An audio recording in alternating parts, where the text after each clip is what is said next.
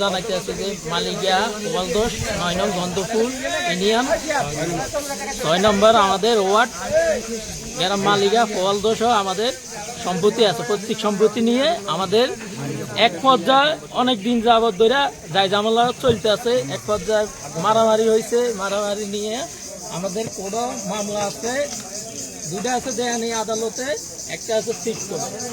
এখন ওইখানে সিট কোর্টে তারা বন্ধক নামার ব্যাপারে জুটছিল, ধরানোর পরে এখানে একটা বসার ডেট দিছে। আমরা বইছি, বসার পরে আমাদের সতাই চাচারা তারা বিভিন্ন ধরনের পলিটিক্স করে, পলিটিক্স কইরা জায়গাটা অন্যের মাধ্যমে ট্রান্সফারটা করার পরে এখানে একটা সালিশ আছে উডুনি গ্রামের টিম হারুন 10 নং গন্ধপুর 3 নং ওয়ার্ড উডুনি হারুন টিম হারুন উনি এখানে আইসা আমাদের দাদা সম্পদের উপরে সে এখানে দখল করে, এমনকি তালা মারি দিছে। সেই উসুলে আমাদের সাইনবোর্ড আসিল, এখানে জায়গা মামলা চলমান আছে, কোর্টে মিন্দে যা হইব কোর্টে মিন্দে হইব, আমরা কোর্টে মিন্দে বুঝবো। এই জন্য আমি কালকে একটা অভিযোগ দিছি সেইখানে অফিসারের কাছে দিছি, যেটা আমার এই জায়গাটার মধ্যে মামলা চলমান থাকা অবস্থা কোনো ব্যক্তি 30% লোক টিম হারুন দেখে এইখানে দখল যাতে না করতে পারে, এই জন্য আমি একটাই দিছি। কিন্তু আপত্তি নাই, রায় কোর্টে যারাই দিব সে নিব। কোর্ট হয়েছে জায়গার মা বাপ, কোর্টে যেমনি বলে এমনি, আমরা কোর্টে অসম্মান করতে পারবো না।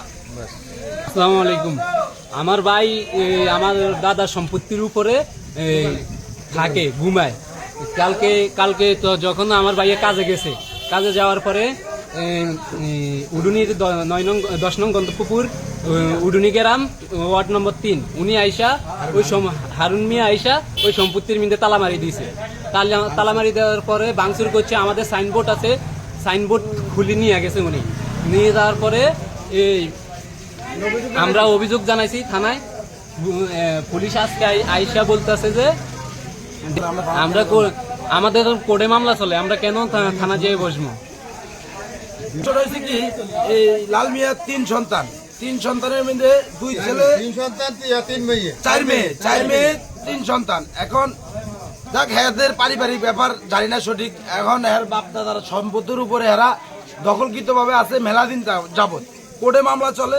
কিন্তু হঠাৎ করে কালকে হুটুনির টিনের হারুন বেরি আইসা তালা মেরা দিছে, এবং এখন সাইনবোর্ড টাকানো আসছিল, এরা নিয়ে গেছে।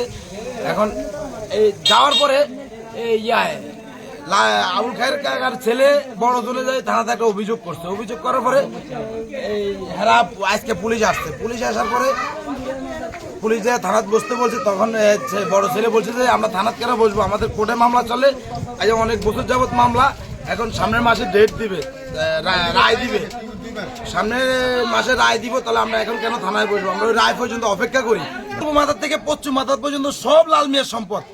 আমি কিন্তু আসলে হ্যাঁ কেউ না, শাহিন সিরাজেরও কেউ না, আমি সাধারণ একটা জনগণ হিসেবে বললাম। আমি হলাম 10 নঙের, কিন্তু হেরা হলো 9 নঙের, কিন্তু 9-10 লাল মিয়ার প্রচুর সম্পদ। 7 জন মালিকের মধ্যে হেরা 2 ভাই সব বিক্রি করে দিছে, আর বাকি 5 জনের কিছুই দেয়নি। নিরীহ মানুষ ভাবছো, আর আমি খরচ করে এই মামলা চালাইতে আছি। আমার এই মামলার উপরে তখন কোনো লোকে আইতে না পারে, আমি এই রিচার্জটা আমি সুস্থভাবে চাইছি। আমার জায়গা পুরের উপরে নিয়ে তারা দখল করে নিয়ে এই জায়গা বেশি কিনে খায়। আমি খরচ করি এই মামলা চালাইতে আছি। উপরে আমি